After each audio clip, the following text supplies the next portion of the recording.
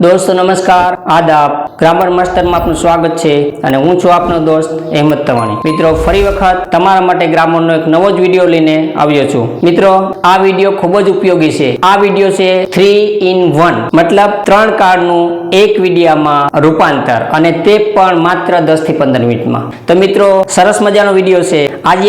આજે 3 કાર્ડ શીખી ગયા છે। ધ પ્રેઝન્ટ કન્ટિન્યુઅસ ટેન્સ એટલે કે ચાલુ વર્તમાન કાળ, ધ પાસ્ટ કન્ટિન્યુઅસ ટેન્સ એટલે કે ચાલુ ભૂતકાળ, ધ ફ્યુચર કન્ટિન્યુઅસ ટેન્સ એટલે કે ચાલુ ભવિષ્યકાળ। આ ચાલુ 3 કાળ છે એનું પુનરાવર્તન રૂપે માત્ર 10 થી 15 મિનિટમાં એક જ વિડિયોમાં 3 કાળનું પુનરાવર્તન। દાખલા તરીકે આપણે ઉદાહરણ લઈએ, ગુજરાતીમાં સમજવાની કોશિશ કરીએ। આફિયા અંગ્રેજી લખી રહી છે કે નથી લખી રહી હતી કે ન હતી અને લખી રહી હશે કે ન હશે। હવે મિત્રો આ જ વસ્તુ સમજવાની છે। આફિયા અંગ્રેજી લખી રહી એટલે કાળ થાય ચાલુ।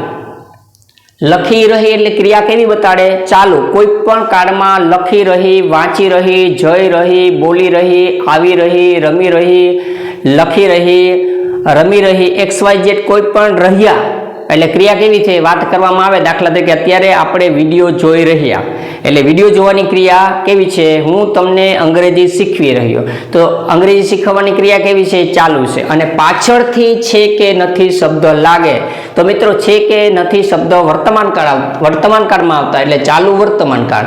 લખી રહી કે લખી રહ્યો કે લખી રહ્યું પછી હતો, હતી કે ન હતો, ન હતી શબ્દ લાગે તો મિત્રો હતો, હતી કે ન હતો, ન હતી શબ્દ ભૂતકાળ એટલે ચાલુ ભૂતકાળ।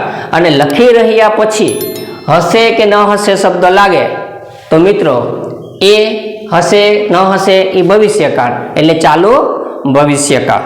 હવે આપણે હકાર, નકાર અને પ્રશ્નાર્થ એ રીતના આપણે આ બધા કાળના મિક્સમાં વાક્ય જોઈએ તો તમને ખ્યાલ આવશે। હવે આપણે હકારનું એક વાક્ય ચેક કરીએ તો એમાં આપણે આ વાક્યનું અંગ્રેજી કરવાનું છે। આ છે આફિયા અંગ્રેજી લખી રહી છે અથવા નથી, તો પેલું હકાર વાક્ય છે એટલે આફિયાનો આફિયા આવશે અહીંયા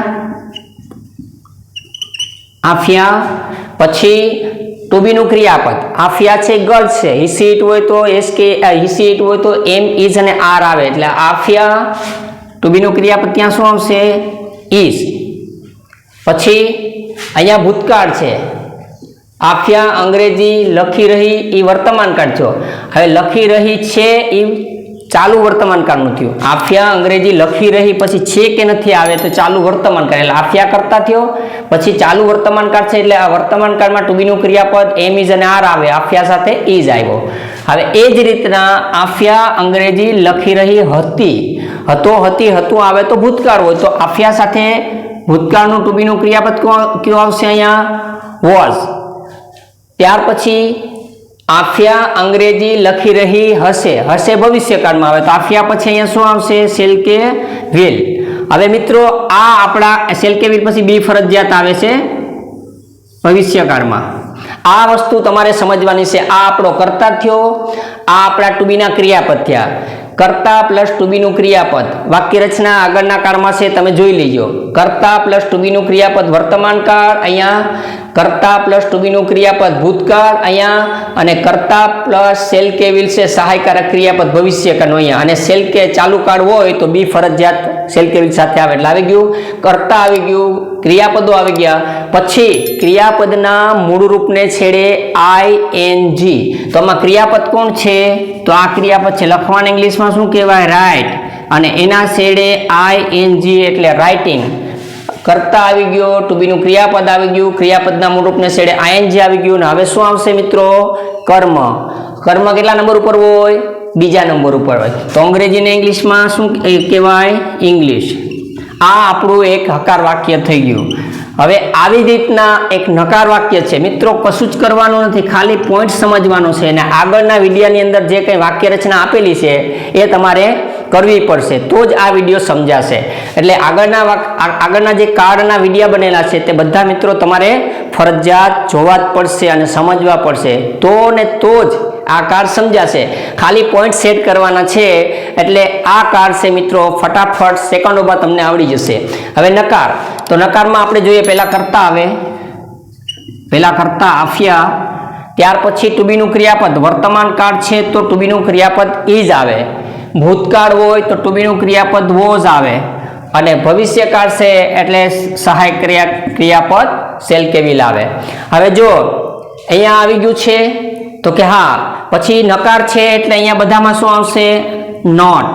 આફિયા ઇઝ નોટ નકાર છે એટલે, આફિયા વોઝ નોટ, અને ભવિષ્યકાળ છે એટલે આફિયા વિલ નોટ. નકાર વાક્ય છે એટલે ટુ બીના ક્રિયાપદ પછી બધામાં નોટ લગાડવો પડશે. હવે ભવિષ્યકાળ એકમાં આપણી શરત છે કે બી ફરજિયાત મૂકવાનો, એટલે શેલ કે વિલ પછી નોટ પછી બી મૂકી દીધો. બાકી આમાં ક્યાંય બી લાગતો નથી, એક ખાલી ચાલુ ભવિષ્યકાળમાં લાગે છે. એટલે ચાલુ ભવિષ્યકાળનું જે વાક્ય છે આફિયા અંગ્રેજી લખી રહી હશે, તો એમાં આપણે નકારમાં શેલ કે વિલ પછી નોટ લગાડ્યા પછી બી લગાડવો પડે. એટલે આ આપણા ક્રિયાપદ થયા નકારના. આફિયા પછી ટુ બીના ક્રિયાપદ, પછી નકાર છે તો નોટ, પછી ક્રિયાપદના મૂળ રૂપને છેડે ING. હવે લખવાને ઇંગ્લિશમાં શું કહેવાય? તો કે રાઇટ. એના છેડે ING એટલે શું થાય? રાઇટિંગ. અને પછી કર્મ, અંગ્રેજીને ઇંગ્લિશમાં શું કહેવાય? તો કે ઇંગ્લિશ. આ થઈ ગયું છે મિત્રો. હવે આવું જ એક વાક્ય પ્રશ્નાર્થ જોઈ લઈએ. શું આફિયા અંગ્રેજી લખી રહી છે? શું આફિયા અંગ્રેજી લખી રહી હતી? શું આફિયા અંગ્રેજી લખી રહી હશે? તો મિત્રો આ પ્રશ્નાર્થ. હવે અહીંયા પ્રશ્નાર્થમાં આપણે કઈ રીતના જોઈએ? તો જો એમાં આફિયા પહેલા નહીં આવે, કારણ કે કર્તા પહેલા ન આવે. આપણે પહેલા ક્રિયાપદ લેવો પડે. તો ક્રિયાપદ ગોતવા માટે આપણે કર્તા ગોતવો પડે. કર્તા કોણ છે? આફિયા. તો સમજી લો કે અહીંયા આફિયા લખેલ છે, આ કર્તા છે. તો અહીંયા આપણે ટુ બીનું ક્રિયાપદ જોવામાં કર્તા ટુ બીનું ક્રિયાપદ, કર્તા ટુ બીનું ક્રિયાપદ, પર પ્રશ્નાર્થમાં કર્તા પહેલા ટુ બીનું ક્રિયાપદ લેવું પડે, અને કર્તા પહેલા ટુ બીનું ક્રિયાપદ લેતા પહેલા આપણે કર્તા ગોતવો પડે. તો કર્તામાં ક્યાં છે? તો કે આફિયા છે. આ વાક્યમાં આફિયા આવી ગયું. તો આફિયા અંગ્રેજી લખી રહી છે એ કયો કાળ થયો? વર્તમાન કાળ. તો અહીંયા વર્તમાન કાળમાં ક્રિયાપદ કયો આવશે? ટુ બીનું આફિયા સાથે આફિયા ગર્લ્સ છે, એટલે અહીંયા સી થયો મિત્રો. તો અહીંયા સી સાથે શું આવશે? ઇઝ. હવે સમજી લો આફિયા અંગ્રેજી લખી રહી હતી, તો ભૂતકાળ થયો. તો ભૂતકાળનું કયું ક્રિયાપદ આવશે? વોઝ કે વેર, એટલે આફિયા સાથે વોઝ. પછી આફિયા અંગ્રેજી લખી રહી હશે, તો એ કયો કાળ થયો મિત્રો? ભવિષ્યકાળ. તો ભવિષ્યકાળમાં શું આવે અહીંયા? વિલ કે શેલ. તો આ થયું આપણું પ્રશ્નાર્થ માટેનું સેટઅપ.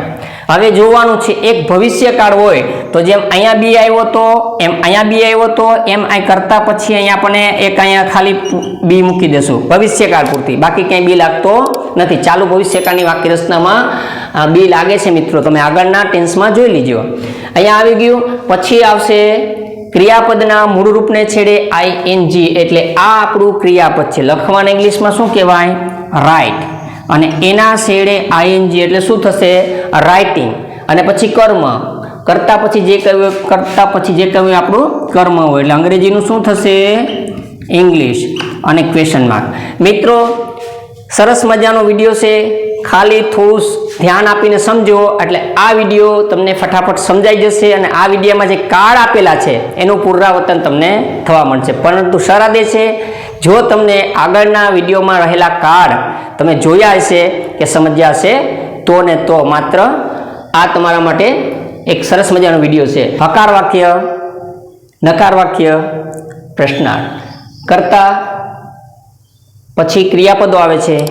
અહીંયા કરતા પછી જે ટુ બીના ક્રિયાપદો છે એ આવે છે, પછી નોટ લાગે છે નકાર છે એટલે. એક ભવિષ્યકાળની અંદર અહીંયા પણ સેલ કેલ પછી નોટ આવ્યો, સેલ કેલ પછી બી આવ્યો, અહીંયા પણ સેલ કેલ પછી નોટ પછી બી આવ્યો, અને અહીંયા પણ પ્રશ્નાર્થ છે એટલે ક્રિયાપદો પહેલા આવે, પણ સેલ કેવિલ પછી કરતા પછી બી આમાં પણ આવે. બાકી હકાર હોય, નકાર હોય કે પ્રશ્નાર્થ, ક્રિયાપદના મૂળરૂપને છેડે બધામાં ING લાગે.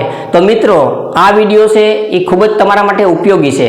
હવે આપણે 3 કાર્ડ સાદા શીખી ગયા, 3 કાર્ડ ચાલુ શીખી ગયા, અને 6 કાર્ડ છે એ આપણે કમ્પ્લીટ કર્યા. મિત્રો આ જે ચાલુ 3 કાર્ડ છે એનું પુનરાવર્તન રૂપે આ 3-in-1 વિડીયો બનાવેલ છે. મિત્રો તમારા માટે ખૂબ જ ઉપયોગી થશે, અને આ કાર્ડનો આ વિડીયો છે એ તમે જોયા પછી આ કાર્ડ તમને ત્રણેય સમજાઈ જાય તો એના માટે મેં તમારી સેલ્ફ પ્રેક્ટિસની એક્સરસાઇઝ માટે તમારી સામે સેલ્ફ પ્રેક્ટિસની એક્સરસાઇઝ માટે પેજ આપેલ છે મિત્રો. તે પેજને આપ સ્ક્રીનશોટ કરી અને પછી તમે આરામથી એની એક્સરસાઇઝ પૂરી કરજો.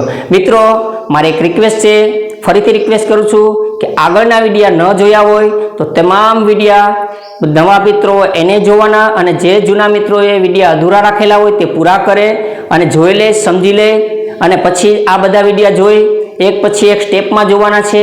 અને ફરીથી વિનંતી કરું છું કે મિત્રો જો વિડીયો તમને ગમ્યા હોય તો તમે સબસ્ક્રાઈબ કરો, લાઈક કરો, શેર કરો અને ગમે તો કમેન્ટ કરો. થેન્ક યુ મિત્રો.